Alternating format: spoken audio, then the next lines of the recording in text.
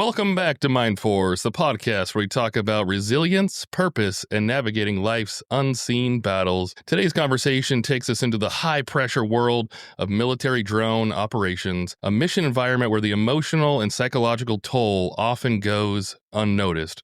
We'll unpack what it means to operate in a remote battle role and the unique stressors drone crews face and how mental health, education, and real coping strategies can make all the difference. Whether you're active duty, a veteran, or someone who wants to better understand the people behind the screen, this episode is for you. We'll start with the guest introduction. Tanner, let's start with you. Who are you, and how did you first get involved in the drone community? Absolutely. Nate, thank you so much for having me on the show. I greatly appreciate it. So I'm Tanner Yackley. I am a former MQ-9 Reaper sensor operator. So a lot of people, especially, with the media and everything else nowadays and what's going on in the Middle East, you hear drones and you think of the little small ones and the ones buzzing around and everything else. And it's just not the case with this. This is the one that, back in the teens, it was in every movie. It was in everything like that. It's the big one, 66-foot wingspan, 21 foot in length with that one. So it's a pretty bird for sure. But I got into it straight out of high school, joined the military, didn't know a thing about it, didn't know even what I was getting into truly. It was just, it's pitched to me of like, hey, there's this career field and you can go and become, get intel and things like that. And I'm like, well, that sounds kind of cool and purposeful, so let's go with that. And then about halfway through training, they're like, oh yeah, by the way, you're gonna be lasing in weapons and doing all these high stress things and everything else. And it's like, oh, okay. So it was definitely a mind shift, especially at 19 years old when I was doing it. I'm sure we'll get into this, but I was 20 years old when I pulled my first trigger on it. So it's, talk about, making an impact early on in your life. That was a pretty telling moment there. But yeah, I got into it, went into the U.S. Air Force, got into the career field and spent 8 years in it. I spent 4 years in combat. It's not 4 deployments. That's not 4, patients, anything like that. It is 4 sustained years of no breaks, anything like that with it. We, especially back then, we spent about at a minimum 6 to 7 hours in the box, as we call it, being the ground control station there where we operated out of. And so, it was an interesting environment with it, to say the least. And, a lot of the issues were it was just sustained operations. There was, we're doing shift work on top of it with it as well. So it made it for just a very convoluted process and being able to navigate. And unfortunately, especially back then, it just wasn't done very well with it as far as mental health concerns go with it all, because now a bunch of people are struggling, with it because of and dealing with things like complex PTSD that we'll get into here. But yeah, over the 4-year time, put this into perspective, I flew over 1,000 combat missions in under 4 years. Which is unheard of in any other career field. I amassed almost 3,000 combat hours.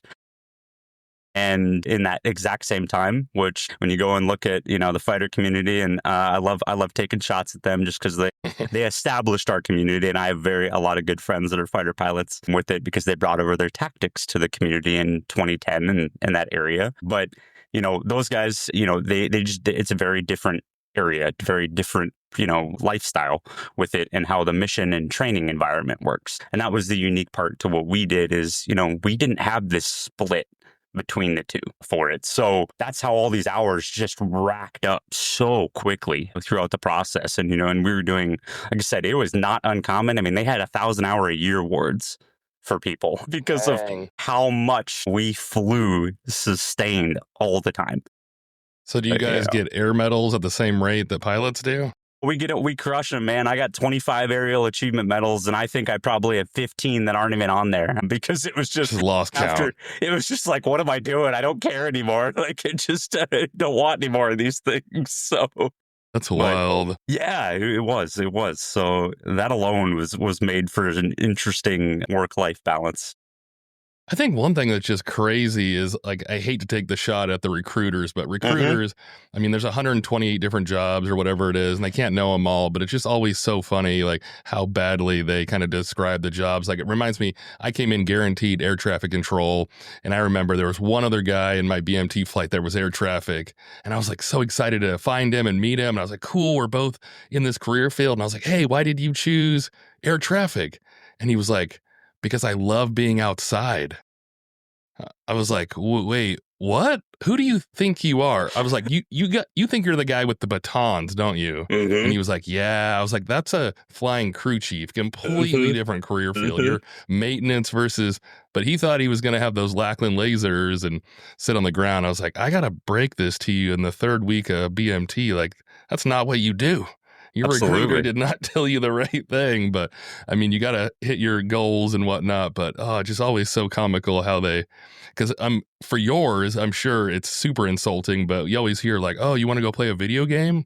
It's like, yeah, oh yeah, absolutely. And that's not what that is. No, it couldn't be farther from the truth. It's life or death decisions every single day. It's watching death and destruction on repeat, because that's the part that nobody realizes, is that it wasn't just, hey, we go in and I lays in a weapon, and things like that. It was after the fact. Right. It was I have to go in, pull the video from what I did because everything's recorded. Right. And I go in and I nitpick and I nitpick and I nitpick on it and sit there and strip it down to pull out the exact second, that I could have done something better as a crew member. And so you're watching it continually. And I mean, I remember one time I was tasked with scrubbing all of the strike videos to see if the tactics that we were utilizing at the time were effective and if we needed to, change them and bring in more weaponry for it. And so what did that mean? I had to watch every person that we'd ever taken out in the squadron die on repeat over and over and over for a week straight as I analyzed every piece of it with it. So, there's so much to this that just the common misconceptions are honestly getting guys killed, because it's, you got guys that are even getting separated now for PTSD, and flight docs are looking at them and going, well, you didn't deploy. How can you have trauma? And that's the whole reason why I got into psychology, is trying to fix this, because those misconceptions are running just rampant throughout, the world, throughout everything. Everyone thinks it's just a video game. Everyone thinks that, you're in a cushy air-conditioned seat, with a cushy seat, what's the big deal? And it's like, it couldn't be farther from the truth. Yeah, I can't imagine, because the only thing that I can even relate it to is like watching film for football. And that's like massively not even close. I mean, Absolutely. They're trying to improve and do better. So that aspect of continual growth and improvement is there. But you're talking about a game that's for fun. Versus, like you said, life and death. So, geez, Absolutely. I can't even think of anything that's really even comparable. And when I was sitting down to, work on the script and whatnot, I was talking to my wife, and just crazy, because she actually grew up in Vegas. So, being near Creech and things like that. But we were talking through how, normally you go and you not disappear. You go into the AOR, you go into the area for 6 months, and you're game on, you're away from family, and you're in that thing, and you do your job, and then you get to come home and reintegrate. But I just cannot even wrap my head around, like, sitting in the box, removing someone from this earth, and then going to a kid's birthday party. Like, that's insane. Like, that doesn't, but we'll try to get through some of the myths today, Tanner, and hopefully educate some people along the way. I want to know, for the warm up, if your crew had an unofficial motto or inside joke that's maybe not too dark, what was it? Sure. It means, something to do with just, hey, it's just a video game, right? I mean, that's the, we embodied it, and it was just, and that was part of the compartmentalization and desensitization to it all, is by making those jokes and then, utilizing that, and the gallows humor and everything else. I mean, that's rampant in the military already, right? But it's, we took it to another weird extent, because it was like, we had to, because just like we're talking about, nothing that we did was normal, it was just like, just keep pressing on. And I'm like, really? Like, we're just going to keep letting these people do this and not worry about what happens when you open the box, at the end of that 4 years. And, that was the reason why I got out, is I went down to the schoolhouse after my combat tour, went down there, got absolutely beat up by the schedule. We were on 20-hour windows there. So you could work a 12-hour shift in there. And a lot of times we did, because people don't realize the training environment can sometimes be more brutal than the combat with it, because I was double turning events. I was doing 2 events in a day. I was doing multiple evaluations in a day with it. And, and so then I'm having to like jump around debriefs. I'm going to go, all right, I'm going to debrief this guy first. And then an hour later, I'm going to debrief you and switch this and change this. And it wasn't, you know, you always had with like any air crew, you've got the 12-hour window that protects you, right? And with it, you've got your crew rest that can't be on, it's, you know, a 12-hour window after you walk out of the box that you are essentially protected and can't get put back onto a shift, which is great, but it doesn't affect the shift the other way. So there's mornings because of the monsoon season and thunderstorms rolling in around 2 p.m. every day that for 2 months, we would shift our entire schedule 8 hours to the left. And so we would start at 2 a.m. That means I'm up at midnight, getting ready, waking up, getting ready, rolling into work, writing up a board, looking over the student's grade sheet, prepping him for the lesson, everything else, and then standing there at 2 a.m. Like 50% of the time, the student didn't show up because it's 2 a.m. No one should be awake at this time. So then I'm calling a dude going, hey, man, where are you at? Like, all right, can you get here and we can get this training event done that I just woke up 2 hours ago for? And so you'd start with that. And then there was so many times where maybe the next day they go, oh, hey, you started at 2 a.m. that day? Let's start at 10 a.m. the next. And you're going, wait, what? You No know, and circadian rhythm at all. none. And you know, and that stuff is the stuff that was just brutal. You know, to come off of 4 years of shift work and then roll into that environment and everyone just be okay with like, it's okay. You know, and I was a lead instructor at one point there. And so I had, you know, I would entertain generals. I would entertain different things like that, you know, for when they came through and did the, what do we call it? The, dog and pony shows, if you will. Yes, You know, with you know, and rolling through it, and they'd go, well, how can we, you know, you're the person we want to keep in the military. How can we keep you? And I'm like, freaking pay me more and fix my schedule because this, you know, and it's like, and they're like, well, we can't do that, but you know, what else? And I'm like, no, you don't get it. Like that's it. Like those two things, and this would be so much better, you know. And they've opened a couple other bases, but you know, Florida, South Carolina, things like that. But it's not. We're talking 20 years, and that's the only thing that's changed, arguably, in the entire thing. So it makes it very difficult for those operators to still continue to navigate it. You know, and that was at the schoolhouse, you know, when I was coming up on my end and waiting for orders, you know, hot for orders at that point, and they're like, all right, well, you're a young staff, so you're going to go back to combat. And I'm like, no. I'm like, hell no. I'm like, I'm out, man. Like, I'd rather go put on a polo and, you know, make 6 figures doing this and live where I want and not, you know, be in a horrible spot, you know, with this. Because unfortunately, all the bases we're talking about are in the freaking desert. And, you know, for a snowbird like me sitting up here in North Dakota, I don't like that. I melt, right? I turn into Frosty real quick there. So yeah, some of those schedules are rough. I mean, air traffic, we definitely weren't on 12s or anything, but one of the things that I disliked, I mean, most of it wasn't too bad, but we used to do 2 days, 2 swing, 2 mid, 2 off. And it's like just enough to like give you the crew rest and then get you back to work. And it's like, you never have enough time to do anything. You like have enough time to sleep, like maybe do an errand or two, or like wash your clothes. And then it's like off to work. It's like, you have no real life for a period of time. I was like, oh, I wish there could be. They've tried different things and, you know, they deal 3 or 6 and 3 or Panamas, but yeah, that's I didn't sleep for a full 8 hours until multiple years after I left air traffic. It took quite a while to get through, like the body back to normal and whatnot. That circadian rhythm is a real rough. Before we get too deep to Tanner, do you have a question for me? Yeah, I would say what's, you know, and, you know, with this being the mindfulness podcast, what is one story or episode that truly changed how you think about trauma or resiliency?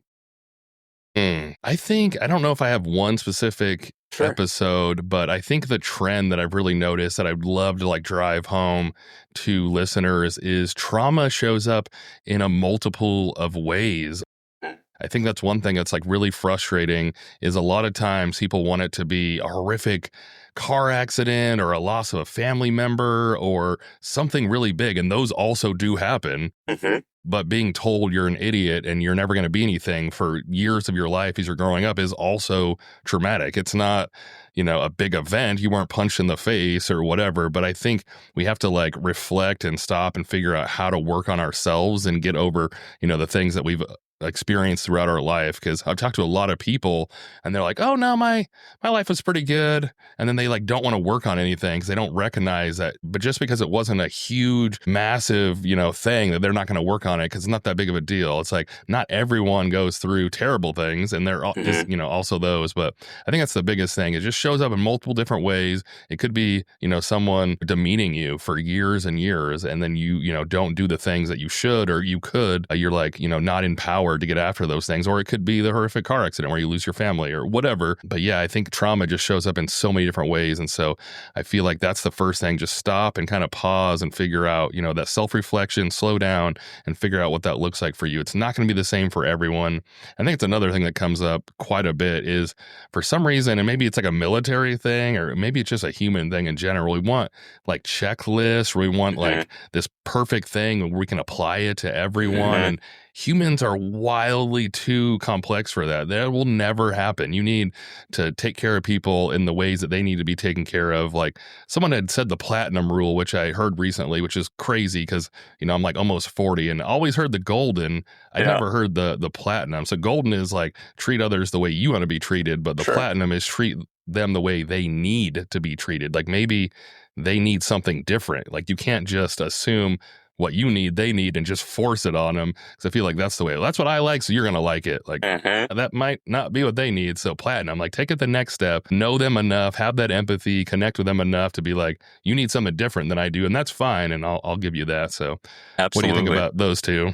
No, I think that's fantastic. And I'm going to tell you, I wish a lot of, because I've been through a lot of different programs and things like that for mental health and, trying to navigate all this. And so you hit it right on the head, right? Is the square peg round hole theory, with it. And, people just get you and put you into modalities and things like that, being cognitive processing therapy, EMDR, all these different ones that are out there. And while they're great and they do work for some people, the hardest thing that, especially with my community and what we struggle with is we're resistant to a lot of those traditional traumas. So, and providers get pissed when we don't fit in the box. And it's like, it's like I've stopped stuff before because I recognize it's like re-traumatizing. And they go, well, you didn't finish the modality. And I'm like, well, that's not how this works.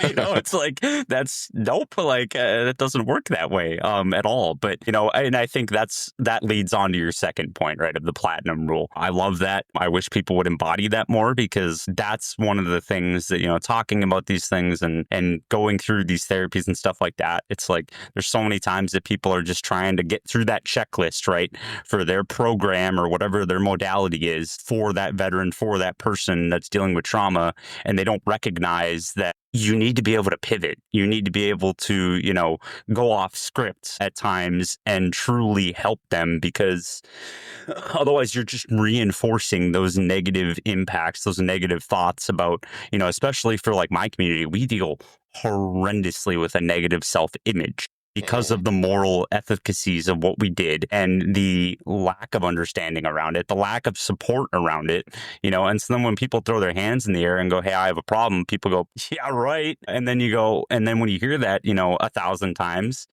what are you supposed to do, with it? So I think both those points are fantastic, especially for, I can tell you from dealing with this personally, daily. It's my biggest struggle when talking with people, when talking with providers, is everyone wants to think that they have their own, process or procedure for it. And while it might work for some, don't get mad at the person if it doesn't work for them, and help them and see, if you have a connection or something else that could work, like push them to that. Don't just go, it didn't work. And all right, on to the next one. It's like there's a reason everybody feels like a meat locker in the, a piece of meat in the healthcare system. Yeah. Surprisingly, water and Motrin doesn't fix everything. Yes. Neither does changing your Tanner, socks. Your first pillar is military drone operations. This is probably a super difficult question, but I'd love to try to lay the foundation for everyone that is confused or has no idea. So elevator speech, 2 to 3 minutes or, whatever, There's 1 second. Quick rundown. Okay, he's back. Dang thing decided to die on me in the middle of this. That's fantastic. Here we go. Of course, right? That's always how life ready is. Here, 1 sec to get this thing booted back up. A little bit of editing. It's Saturday. I think it's Monday. All right, let me see now. Are you back? Okay, great. Can you walk us through what a day in the life of a drone operator actually looks like? Yeah, absolutely. So in life of drone operator, usually, like I said, we're talking about being on shift work, things like that when you're running combat missions. So, it depended on the unit. There's no, like, again, one size fits all per se for this. Some of us ran 8-hour days. Granted, it was really like 10 and a half, 11 with briefs and debriefs and everything else. And some guys and gals were on 12-hour shifts as well too. And that was 12 hours in the box. That wasn't like, hey, you get a nice 4-hour break here. You're just at work for that long. It was sustained constantly throughout. So I was on a typical 8 a.m. to 4 p.m., 4 p.m. to midnight, midnight to 8 a.m. My rotation was every 7 weeks, which made for a weird thing for your circadian rhythm because it felt like every time that your body finally got adjusted to that shift after about week 5. Towards the end there of my, year 3, my body was starting to anticipate when I was rotating, and it would start auto rotating, meaning I wouldn't be able to go to sleep and I would start staying up because that was my tactic at the time to switch shifts, was to turn around and go, okay, I'm going from 8 a.m. to 4 p.m., or even, harder. The hardest one was obviously the midnight to 8 a.m. and then 8 a.m. to 4 p.m., right? Going from what we call mids to days, there, mid shift, day shift. And so that rotation was the worst because after that final day on week 7, and I knew I was rotating to the next shift for that weekend, I only had 3 days to do it. The first day, you usually always just slept because you were so exhausted from everything. And so, while yes, it was nice having 3 days off, almost every single one of those first days was just let me knock out for the whole day and recover. So it was complicated because your body would start rotating. And so then I would start staying up later and later and later with it, because that's how I usually rotated my shift schedule. Was, all right, let me come off work. I know I have to, 3 days to rotate to a day shift for mids. I'm going to stay up that whole first day as long as I physically can, and then crash out, sleep, and then just try to force myself into the next shift with it. And, I was lucky enough to be single at the time. So, but for guys with families, they would go on their weekends and and even if they were on night shift, they would flip to a day shift for 2-3 days on their weekend and then flip back to a night shift because they've got kids to take care of. They've got families to take care of, those types of things. So it made it very complicated when it came down to it and trying to navigate that, and so again, you got 8 or 12 hours in the box there. You go into work, you get a briefing on what's going on, you get the weather, you get the intel, you get everything else, right? If there's a target on the table, because it's not like, this isn't Top Gun 2 where they're going in and trying to hit that, drop that bomb in the crater there and everything else, where they're sitting there and practicing and practicing and practicing. Now, we did that, and we did that to a fault some days, with how much we trained and how much we practiced. But at the same time, there wasn't just this, okay, clear-cut delineation between them. We could walk into shift, get a brief, and they go, hey, we have a target on the table right now. They are ready to go, waiting for the words to clear to engage to happen. And if it doesn't happen in the next 30 minutes, your crew is taking over and you have to be ready to take the shot within 30 seconds of sitting down in the seat. And so, it was this mental gymnastics of every day. I don't know what I'm walking into. I don't know if I'm going to walk in and stare at the top of a mud hut for 8 hours and nothing happens, and I just maybe watch some cows graze around, goats graze around it or whatever there. And there's days where I would sit in the seat and never touch a control for 8 hours because I didn't need to. They were sleeping. When it was day shift over here, it's night over there. So, that was usually the day shifts were uneventful, and that also means night shifts were the hot time. I think almost every strike I took personally was on a night shift with it. So again, and that's that midnight to 8 a.m. So you're sitting there at 3 a.m. trying to just run through all these mental gymnastics and push your body to the just absolute brink, and making sure that you are needing to perform at your best at any given second.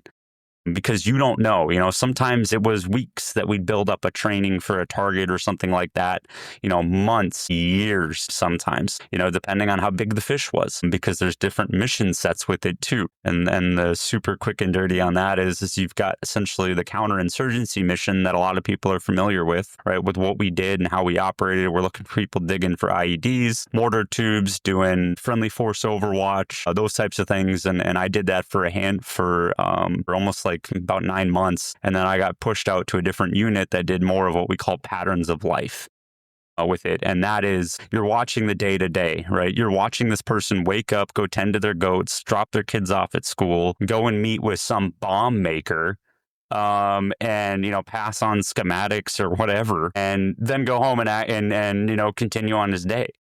So, and that's where, one area we'll get to with this is the moral piece of this, is because that starts eating away at you at some point, is sitting there and watching this day in and day out. And I know what this dude had for breakfast. I know how many goats he has. I know how many kids he has. And I know how many wives he has, right, with it. And it's like, so it makes for a hard environment, because you don't know what you're walking into every single day. You don't know if, hey, is this target cold? Are we going in and it's super insane? There's times where they wouldn't have the right people on shift because we were so low on personnel that they would call people in from their weekend and say, we need you here in 45 minutes to execute a strike. And they would drive up from in town 45 minutes to fly up there and roll into the box and pull a trigger. Again, no one's doing that. But when it comes down to it, right, everything is training, preparation, very structured. And it's and I can't imagine it's gotten any better. There's been some improvements, but not a lot. That's crazy. Some of the integrations and stuff with like the family, it's interesting you mentioned that, because I think that's really bizarre. I think a lot of times we think of again, like I mentioned earlier, we think of the big things, but we don't do a good job of thinking of smaller things. So when I was at SOS, I got a chance to interview a Miss Halir. She was one of my classmates, and she would do like a week on or a week off or something like that. But I always remember that part of the interview because she was talking about the integration with her wife when she'd come off shift. Her wife would get used to doing the chores and putting the trash out and doing stuff, and then she'd come off shift and she's like, wait, I do that now. She's like, no, that's mine.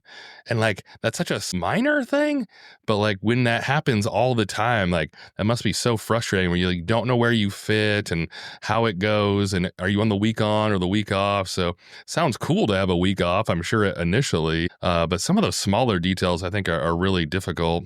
I did want to ask you like the biggest public misconception, but I think we kind of touched on that with the, it's a video game, but maybe expand upon that or drive that home more for people. I think people believe that it's pixelated and kind of grainy and you can't really tell. Can you briefly touch on like how much you can, like you were talking about the goats and things like that, how much can you actually see? Absolutely. So the best example for this is I'm going to take what you're wearing right now. And I used to use this when I was teaching in a university to the students there and explaining some of the operations and what you could see and things like that there. So your shirt and your hat, right, that you're wearing, we're operating 20 to 30,000 feet in the air with it. You're up at airliner altitude sometimes, with it, and which is insane. And it's all in, high definition. So you can see a decent amount, right? I could see things like, if I had it, and because you've got an infrared camera and you've also got what we call a day TV or an electro-optical camera that we utilize. And then there's also a couple others that we won't talk about. Those are the two main ones, right, that you utilize for it. And the biggest thing with it is, especially that day TV, it was pretty clear with it. If I was looking at you standing outside your house in your driveway at 26,000 feet in the air, I could tell what color hat you're wearing. I could tell what color shirt you're wearing. I could tell that you have red writing on your shirt. Now, I'm not going to be able to make it out and, tell that it says USA on it, but I can at least tell that there's other colors in there. So while it's not perfect, it's pretty dang good, right? I mean, you'd watch people through infrared, smoking a cigarette and stuff like that, and man, the cherry on that would light up the whole screen. kind of thing. And, you could tell what people were wearing, if they had a vest on, if they had a thobe, if they had, that type of things. You could see even in infrared, the details enough there. And so much so, and this is the part that people don't understand, is we analyzed everything. And so it was this crazy, work of I'm needing to think about what's the worst case scenario that can happen in this environment constantly. Because again, what are we always going for at the end of the day? Well, we're strike ready, right? We are ready at a drop of a pin to go in 30 seconds. Doesn't matter what we're doing, where we are, who we're with, who we're paired up with for the night, whatever. We're ready to employ at any given second within 30 seconds. And that was our mantra. And that was exactly what we did. Right. And like everything we did was down to the absolute seconds with it. And so everything was planned. Everything was thought out, with it. And that takes its toll mentally, because you're sitting there and trying to process things and process for, any good aviator has their contingency plan at the end of the brief. Right. Let's talk about the things that could go wrong. So that way, when things hit the fan, we're good to go and ready to prep for them. We know exactly what everyone's going to do. Well, we did that 24/7, as we're operating, because every little thing that we did, we had to plan for what's the worst case here and be prepared in the back of our minds to always be ready to employ a weapon. Yeah, I think that really just drives home that point. We'll transition into your next pillar, which is mental health of drone operators. But I think that connection is like the biggest thing that might be missing, where people, it's just a video game. Because I think video games, even though PS5 or whatever is getting pretty realistic, it's always not quite realistic. Absolutely. But you're talking about real people and enough clarity and high definition where you are now connected to another human, like whether you want to or like to or not, like you are connected, especially like you said, the pattern of life, you are watching this person. And so that's one thing I would love to just, press out to people, where it's not pixelated, it's not squares on a screen, it's like a clear human that's standing in there. So we'll transition into the next one, that mental health. What do you think, or what have you seen or experienced as signs of fatigue, detachment, or even that moral injury you talked about earlier? Absolutely. There's so many areas that can be hit with this, right? Starting with the moral injury piece of this, which again is that feeling in your body that you don't have all the information all the time, right? You don't exactly know what, everything we did, right? And this is the easiest way to put this into perspective with it is every single training event I ever taught, every single combat line I instructed, every single mission I was on personally, the number one question you asked the student or you put in your head was, what's the intent? So you're trying to then in turn go ahead and, be able to utilize this and figure out exactly what's going on within that area, of operation there. And so it plays this moral piece to it, because you don't always get to see what happens, right? I could be sitting on a target for hours, for days, for weeks, for months, for years on end, right? And sitting there, and then all of a sudden the next day I walk into shift and that target's gone. That plays its own toll on your body. And there's a great veteran named Wayne Phelps that wrote a book called On Killing Remotely that does an exceptional job talking about these points there. And I've had a lot of personal conversations with him too about this exact thing, because it's absolutely insane how you're sitting there and watching things horrific happen, right? And it's not always, everybody always thinks like, you guys are these, robot killers and everything else. And you talk about the stigmas and all that. And it's like, man, that couldn't be farther from the truth. Like, it took its toll across the board. And there's times where unfortunately you're watching kids die, you're watching, wives die, you're watching different things like that, because while we can plan and plan and plan, we always said the enemy gets a vote, right? With it all. It's not in our control. We can control as much as we can. And man, we control about 98% of that scenario. But that 2%, That was the uncertainty. That was the unknown. That was what we didn't know every single day of all we need is this person to take a left and weapons off the rail, right? And they keep taking rights and they keep taking rights. And you're just going, come on, take a left, it's like, because that's in your brain. That's the goal, right? That's what you need to achieve. That gives that serotonin and everything else, right? And within your brain going, hey, good job, with it, because that's always the end goal is lethality, is being able to do it and do it with absolute 100% precision across the board. And so you dealt with, surveillance fatigue because of it, because you're sitting there and watching and watching and watching. You dealt with the moral injury piece, right? And a lot of things with this that people don't realize is it's not always what the weapons did to them. It's what the locals are doing to each other. If you can imagine anything, especially with the internet and things like that, and you talk about, how can you compare? Well, the people that scrub Facebook for absolutely horrible atrocities, I feel like can probably compare to our career field, because we had to sit there and watch some of the most horrendous things, and I won't even give examples because I don't want to throw somebody into an episode here with the things that could come out of my mouth right now of what I've seen through a camera. With it, if you can imagine it being done to a human in any way possible, either fictitious or real, I've seen it with it, and it's horrible. To sit there and you watch, some guy get gunned down in the street by another person, and they're laying there bleeding out on the ground, and you're going, can't do anything, right? That would break rules of engagement. That would cause, a national incident. That would cause all these things, because while diplomacy is great, it only works so well because when war hits the fan, all bets are off, when it comes down to it. And so it was so terrible because and then you're dealing with the split identity. Right. We got told every single night when we walked into our squadron that we were stone cold killers and nothing else with it. And we believed it. We embodied it. We had to, right? That compartmentalization was how we survived throughout it. But then an hour later, you're sitting at a dinner table with your kids or your wife or your spouse, and they go, hey, honey, how was your day? And you just watched 30 people, die in some of the most horrendous ways possible. And all you can do is go, it was good. Because you can't talk about it. You can't say anything. You can't bring it up with it. And it's not necessarily that you can't. It's just that we were never trained on how to do that. We were never given the tools to be able to have those conversations.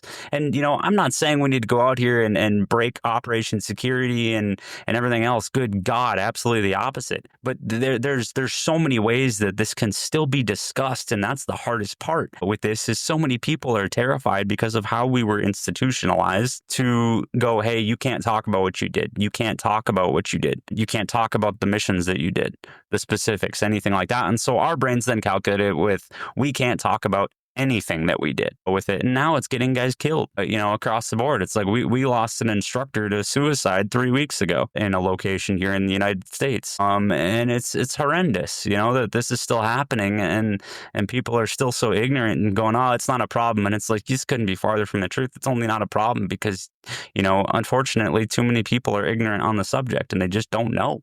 That's not their fault, but that's exactly why I'm doing what I'm doing, is because I'm tired of losing friends. I'm tired of answering those calls at 3 a.m., with it. And, you bring in the lack of recognition with it too, of, saying, hey, well, you weren't in real combat. You sat in a box, everything like that, right? And, and what kills me is the other communities, the communities that we supported and things like that. And they still have those stigmas. And so many people want to sit there and do trauma comparisons, right? Well, I saw this happen, but you only saw this. And exactly like you opened with, right? At the end of the day, trauma's trauma. It doesn't matter how it happened. Your brain rewiring is still eerily the same, which is why things like EMDR and things like that are set as the gold standard. And while they're great, but they don't always work with people that have this complex PTSD with it. And the quick note I'll touch on that is the unfortunate part about that diagnosis in itself is that isn't recognized in the United States, but it's recognized by the World Health Organization and the ICD-11. So, which is their essential DSM-5, the Diagnostical and Statistical Manual for Mental Health Disorders, which is what we use here in the States. And again, I'm not trying to come in here and bash anything like that. It's just that there are major gaps in these areas and they're getting people killed, at the end of the day. And so it's like when we stop with the trying to push these narratives and push that, oh, this works, this is it, this will help. There's some great directions that we've moved as a society in the last 5 years, but there's still so many areas that we could be doing better. And recognizing a remote warrior combat is absolutely number one, because it's not going anywhere, right? Especially with what's going on right now in the world. This is literally the epitome, and we're still sitting here as a society going, they're in a box, they're okay with it, and it couldn't be farther from the truth. Yeah, so hopefully we can dispel some of the myths. But another thing I like to do on the show is really try to get after the actionable things. I think a lot of books and things talk about hypotheticals and things like that. So to end the mental health section, what kinds of support systems, formal and informal, are out there for drone operators? Absolutely. And this is a big thing with what I'm doing now. Is I've started an organization called Remote Warrior LLC. What we do is we provide trauma resources for these veterans. We have an entire library of them, and I will be sure to get you the link to it. It's a link in here. But it's an entire library built around remote combat and how to help navigate it. And that's not anything cosmic. It's not anything necessarily clinical. Now, there's clinical aspects to it because of the work I'm doing in psychology, but it's just being able to put words behind some of these thoughts and make people realize it's okay to be okay. And I think that I heard that another host said that to me a week ago, and I love it.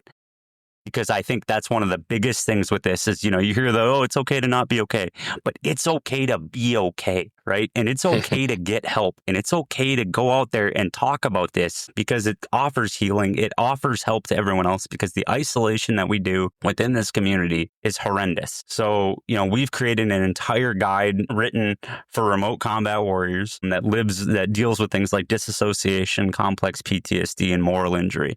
Because that's where areas like, the PTSD checklist and things like that for intake miss a massive amount for it. We've got a ton of different social media followings with it that we provide updates anytime that we have a new resource. And we have a complete resource library with 10 different guides in it, hand built by this community, by spouses, by family members, all of it with it. And, it's different things like we have what's called the Fog of War Complex PTSD guide. And that little guy sits here on my desk every single day if I can get the camera to pick it up. And you see it looks like a J fire for a reason. It's because that's what this community knows, right? They want the little pocket, small, guide there. And you see it's not real thick. It's only about 15 pages in total, but, it can literally save somebody's life, because it puts words to things that the thoughts that this community is having. And I know this because I read the messages every single day of people going, thank you for finally putting words to what's going on in my head. But besides that, we have things like the spouse guide. We've got a separation and transition guide, right? Because a lot of sensor operators, right? The camera operator on an MQ-9 get out and go, well, I can either swap a flight suit for a polo and go do this as a civilian and keep re-traumatizing myself, or I can then turn around and I don't know, maybe go chase a hockey puck with a camera, and there's so much more to that with it. There's so much more that people can do in the skills that they don't even realize that they have with it. So we've got a separation guide on there. We've got an active duty mental health guide. We've got a comp and pen exam guide for if people are trying to put words to this to their doctors, family guides to help, civilian guides with it. And all of these resources are absolutely free. We're not charging anybody. We're not trying to make a buck off of this. The only reason that we have it's called the Co5 campaign out there is that we can print more of these guides, because I'm shipping them down to places like Holloman Air Force Base and being able to get them out there and get them into the hands of these people that need them directly there, and we're developing training programs to fill the gaps for VA, industry, clinicians, Guard and Reserve. We have training outlines and programs that I work feverishly throughout the day to crank out, and with smart backing behind it. So that's the thing, is we're always looking to bring on new people. If people are willing to talk about this area, bring in their expertise for it and with it, because I'm just one guy and my team is just one team. We have about 6 of us on this team that are doing all of this, and everything you see in this site was built in the last 60 days. The thought didn't even exist 60 days ago. It hit me one night in the middle, and I shot up out of bed and looked at my spouse and said, I need to change the mental health world for this community. And I went on a fever pitch for a week and cranked out a ton of this stuff because I was just so sick of getting those calls and so sick of dealing with, and I don't want to say dealing with, that's a horrible choice of words. I'm so sick of, but to some extent, but it just so sick of the lack of understanding and everything else with it, and people, that are, again, losing the battle to suicide because this disease alters your brain in a way and chemically changes it to tell you that every day that you wake up and every second that you're not good enough, you can't do what you're setting out to do. And why are you even still here? And it's one of the most horrendous parts of this is just the negative self-image to it. And it's something that I have to literally fight every single day to even wake up and want to put my feet on the ground because I am so just exhausted from fighting this war and fighting this, war in my head and also dealing with, the ignorance around it and the things like that and the stigmas. And it's like, you talk about fight, flight, freeze, and fawn with your sympathetic nervous system. I get a bastardized version of all four that just beat the crap out of me like a punching bag on any given minute of any given day. I walk out of the house and go, oh, I'm going to buy milk today. Cool. What's everything that can go wrong in this scenario on my way to go and buying milk? Because that's the way I was trained and that's the way I was wired with all of it. And so because of that, it causes just this horrible way of living, honestly. And one of the ways that we're hoping to fix this is we've got a campaign out right now for mental health adaptive housing with this. And it's things like soundproof walls. Right. It's things like bringing in, a therapy space into people's homes that they can work on themselves and things like that. And again, this isn't going to be for everybody. It's not going to, just like we talked about, it's not like a one size fits all, but the ripple this could have across law enforcement, special operations, mental health as a whole, kids with disabilities could be insane with it. And we sit there and we spent $500 million in the last 5 years. And that's what's out there publicly on failed mental health campaigns and failed mental health. $500 million on stuff that just doesn't do anything and has no ROI. And it's like, why don't we just take a couple grand for a person or a lot more for the people that are suffering severely and fix and help them at where they live, and where they spend 80 to 90% of their day, every single day, by just giving them peace and quiet, by not getting throttled by, their kids dropping a, bowling ball upstairs or something and you go through the roof because of, jumping. Or, having, layouts being safe and things like that. Automatic blinds at night to give you that safety and security, in your own home, because it's all of those things that you glance out and you make a quick look out a window and go, what was that? So what is it? What's on that tree line? What's over there? Is that okay? It's just a deer. All right, never mind. We're okay. But it's exhausting, sitting there and doing that every single day because your brain is just playing, what's the worst case right now with what you're doing, every single day. And it's like, I could be cooking chicken and it's like, and it hits me and goes, oh, well, you got to move the handle on this because if your 3-year-old runs up behind you and bumps you, then you need to make sure that you don't do this and da da da da da da da da. It's like, make it stop. And so that's a big push for us right now is with this plan and being able to find, we're looking for organizations to partner with that would, provide some of these services, being able to, VSOs, veteran service organizations, different things like that, to be able to push this initiative out there because, like I said, the ripple could be insane. And there's so many different ways that this could affect people in such a positive way. And honestly, and at the end of the day, looking at you, U.S. government, it's going to save you a bunch of money, right? You're not going to burn a bunch of money. And also, who are the people that go and do your contract work and fill the billets for all of these companies like General Atomics and Northrop and all these big ticket companies? Is your prior military. So why we're not taking care of them at every single level, starting at the active duty units, starting at, professional military education, and all of it. And my team has a plan for all of it. We're just trying to find the right people to push the message and get this out there because we see the gap. We see the suicide rates within our community. I've lost 40 to 50 people in the last, 15 years of being in this community. So most I've known personally. Unfortunately, I was standing in the room where somebody pulled the trigger 24 hours later, and I had no clue. And I was standing in the exact spot he did it. And it was on my team when I was running combat operations. And you want to talk about, do you think we got a bunch of therapy after that? And, hey, you just went through this whole super traumatic event. Heck no, it was all right, back in the box, kind of thing, and right back into a mission the next day and sitting there and fighting that over and over and over again in your head. So that's really what it comes down to. And the message pushing out with this is just being able to have a place that people can go and they can feel okay. Right. And this isn't just with the Reaper and everything else, right? This can be cyber. This can be intel. This can be anyone that's looked at traumatic events through a screen and told that what they experienced isn't real, isn't valid, and isn't okay to not be okay. And because it's all BS at the end of the day. And these guides need to be out there. These resources need to be out there. And that's why anyone that wants them, they're available. They're out there.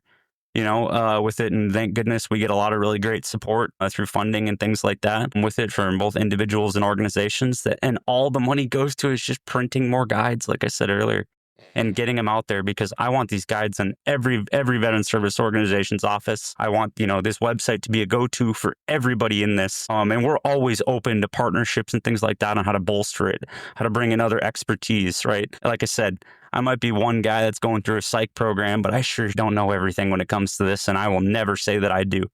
But I can't sit here and let these people pass by and wait for organizations and things like that to even get educated on what a drone is. And then turn around and try to wait another 10 years for them to figure out, oh, yeah, there's a bunch of mental health issues with this too. That's awesome. Well, Tanner, thanks for putting all that stuff out there. The next pillar was mental health, education, and coping strategies, but I think you pretty well rounded that out. I wanted to ask kind of king or queen for the day, what would you change? But sounds like a pretty awesome initiative there with housing, a lot of things. Like back to kind of what we talked about earlier, the smaller things. I think we want the huge Herculean effort, but I think a lot of the things you just touched on, blinds. I mean, some of these minor things would really go a long way, second, third order effects. So love to, push this out. Hopefully we can get some more people, get some more people to help you out and partner and whatnot. But I'd like to try to bring all these three pillars together with a final takeaway. What message would you give to someone quietly struggling in this career field right now? Absolutely. For those, and I'm gonna try to keep it together here. For those that are struggling with this, you're not alone. That's the worst part about this disease is it alienates you so hard. It makes you feel like every thought in your head makes you feel like I'm the only person with the weight of the world on my shoulders. And that couldn't be farther from the truth. There's so many people out there that are struggling. And I want people to know that it's not the guys, I'll use a funny term here. It's not the dirtbag airmen, right? That we all, dealt with and things like that. It's your high profile people. It's the best of the best with it, and it's everybody in between, right? This doesn't discriminate. This isn't just because I did XYZ now I'm struggling kind of thing. It's like you said, it's this weird bastardized version of all of it, and it's okay to be okay. So reach out, get the help.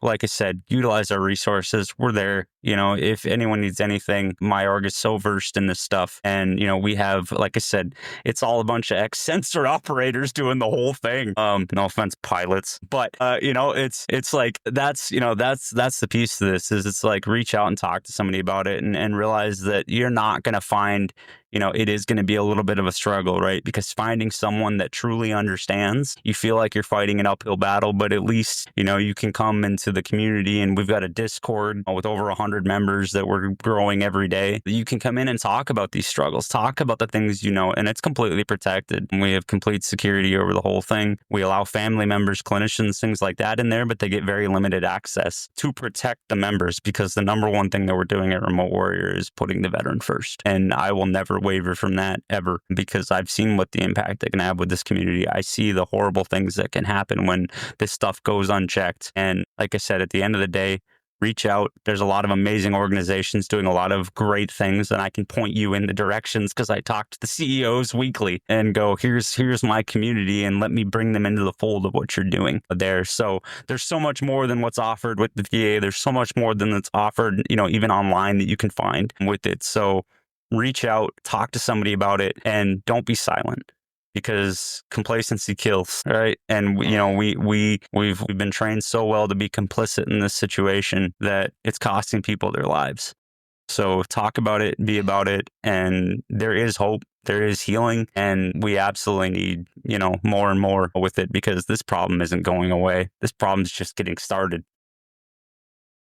Absolutely. Well, thank you, Tanner. I think information is, there's no better information from the people by the people. So that's awesome. This was a powerful conversation. Thank you for shedding light on the side of service that doesn't always get seen. Before we wrap, where can people find more about you and connect with you? Absolutely. RemoteWarriorLLC.com is our website. We are on almost every social media out there under Remote Warrior LLC. You can find me on there as well. I promote a lot of different things through Facebook, LinkedIn, stuff like that. On my own personal accounts, especially LinkedIn. If you're any type of mental health professional, you want to learn more about this, anything like that, I can get a meeting with you in no time with it and be more than happy, because that's the only way we're going to break these stigmas and break down these barriers, is by talking about it and truly, coming together as a community and as a nation to support these warriors.